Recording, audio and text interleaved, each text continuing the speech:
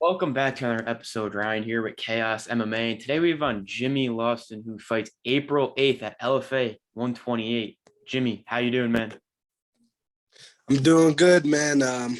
Weight's good. Everything's good. My mind's in a good place. I'm ready to go and put on the show.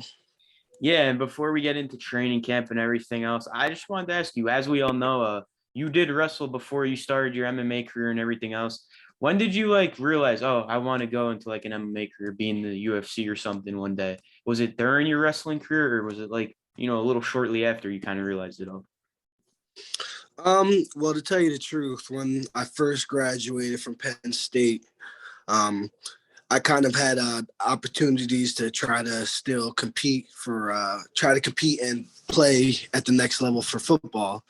And about the time I was about 26, I finally got an opportunity to try out for the New York Jets.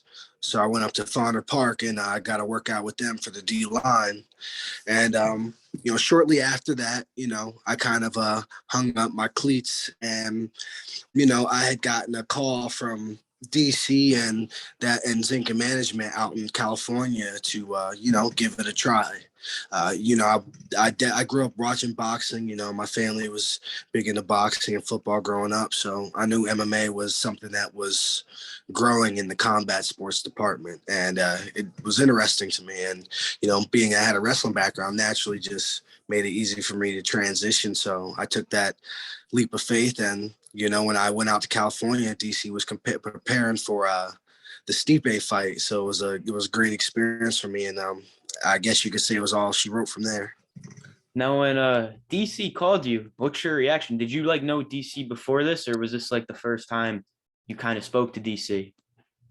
I mean, to be honest with you, apparently we had talked way back when, like as soon as I graduated. But at the time, I didn't really know who he was, you know, um, to my lack of knowledge. But I think he found out about me through Phil Davis, who was a Penn State alumni and one of our national champs. And at the time, I think Phil was the champ in Bellator, and he was doing some documentary. And he came through the wrestling room, and he basically called me out as I was sitting in the training room and said I was a DC doppelganger. I had somewhat of a shaved head and similar type of goatee thing. So I mean, I guess I could see it, the broad shoulders thing. But Yeah, yeah. yeah, so that's kind of how I feel like that's how the intro to me to him kind of happened. But I definitely kept that in mind later on after I attempted that to play in the NFL. And once that didn't work out for me, I picked up MMA, and like I said, I took that leap of faith. Yeah, here you are training, AKA training with DC, one of the best to ever do it. And speaking of wrestling and everything else, we see in the sport today, wrestling really is a huge factor because, those guys that really, really are great wrestlers like yourself, they usually go out there, they dominate the fight and go out and win. And these are the type of guys that are slowly going top, becoming the champs. So how much do you think this wrestling background is going to benefit you in the MMA world?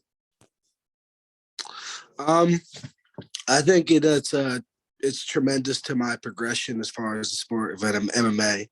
I mean, just to put your body through that type of grind is it's something that not many athletes who come from different backgrounds are used to. But being a wrestler, I'm used to that, and being a wrestler that competed at the highest level in the Big Ten, I feel like it's like the pinnacle of wrestling in college. I feel like that prepared me for the type of MMA grind.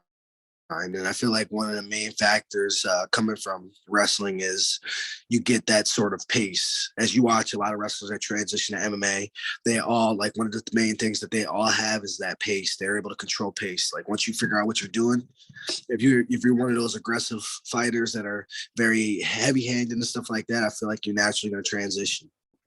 Yeah, I mean, you see these guys like DC controls the pace, Usman the champ controlling the pace for his fights, came out of wrestling, Colby Covington always controlling the pace, came out of big wrestling. Another great for AK that I had the pleasure to train with. Yep. Yeah, there was a lot of great fighters there.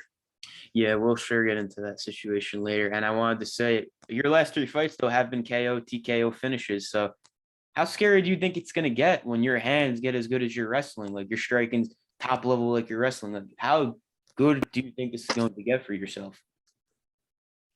Um, I feel like my arsenal is already very vast, and because of just how the fights have gone, I haven't really had the opportunity to show that. And me and my team are of the approach that we should make people bring out my other weapons.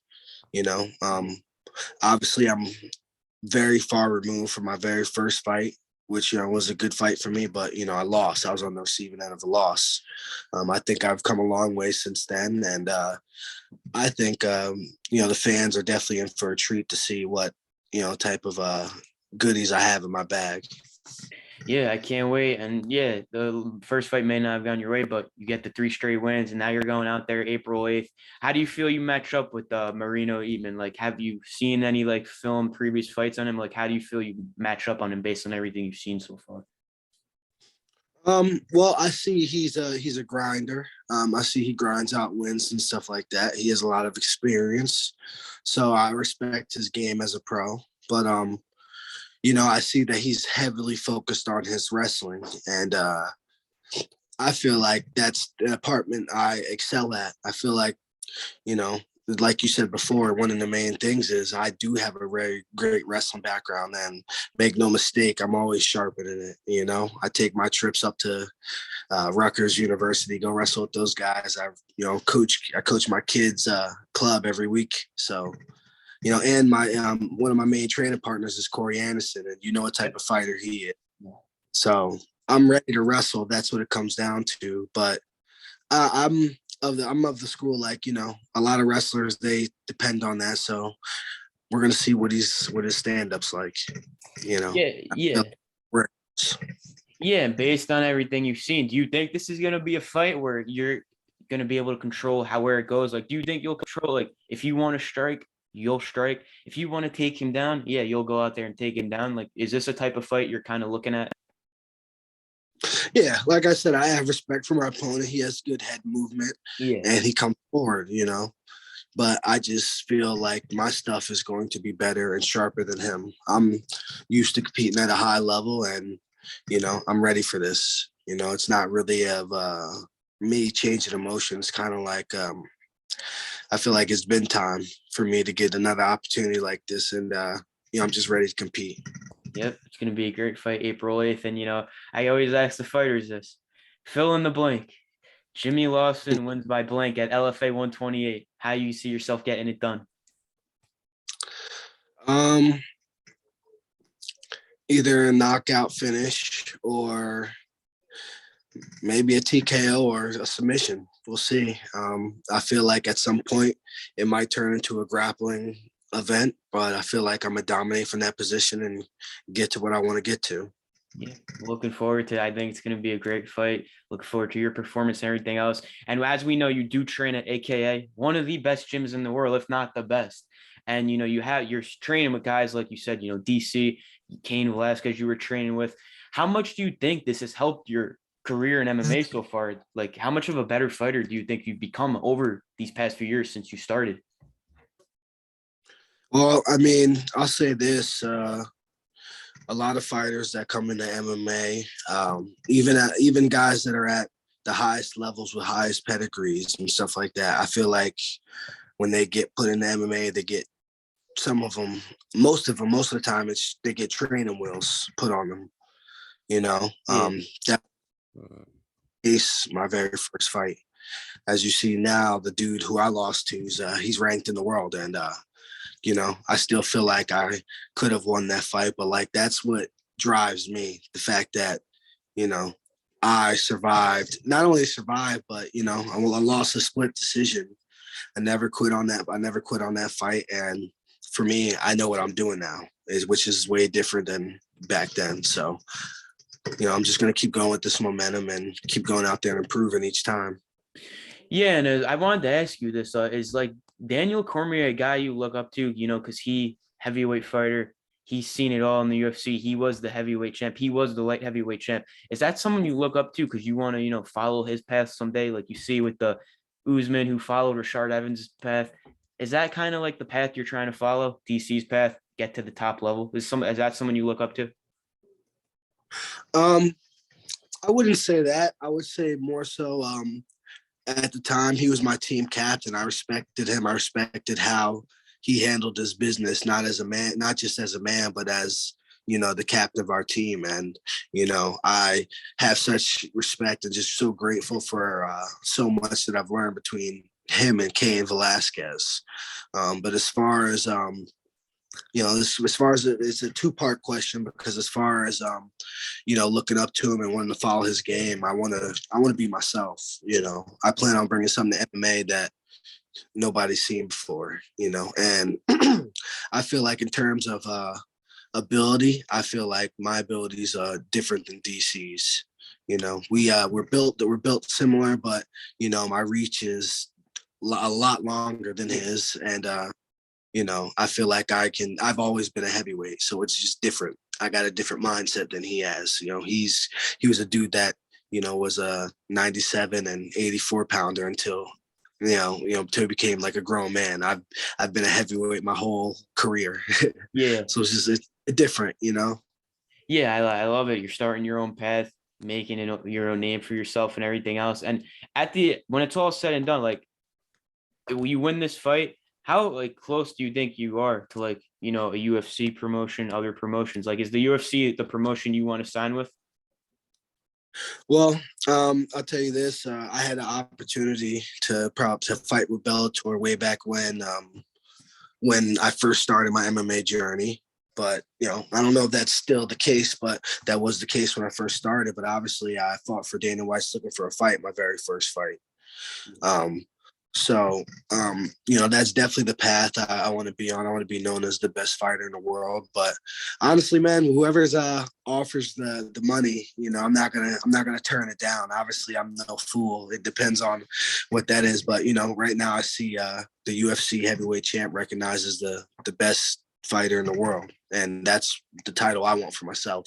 Yeah, I'm looking forward to seeing how this all plays out in the next coming years and everything else. And last thing here, you said it before in the interview, Cain Velasquez, someone you train with, someone helped you a lot. What do you think about that whole situation that played out? Is it free Cain for you too? Yeah, I think it's a very unfortunate situation, but I definitely am always going to support him. That was like an older brother to me, and I know him personally, and I know some of the things involved with the case aren't showing him in the best light, but I know him as a person, and that is a great man and a great father. And with everything that we know about the case, I feel like it'd be hard to control my emotions if my child was put in a situation like that. So I just feel like I hope everything works out for the best, and I just hope the innocent people involved in it, forgive him, because he is a great man and a great person. And like I just said, the situation is just unfortunate. Yeah, I hope it gets well for him, because it is terrible what happened. And, I wish the best for him and for you. Thank you for coming on again. It was really great speaking with you. If you want to thank any sponsors, shout out any social media, the floor is yours, man. Shout out to Paradigm, my management group, that's my team. Shout out to Killer B MMA. Shout out to my family. That's about it. Yeah, thank you, man. Good luck for the fight. I can't wait. I'll be tuned in. Thanks again. Thank you. Have a good one, man. You too. Thanks.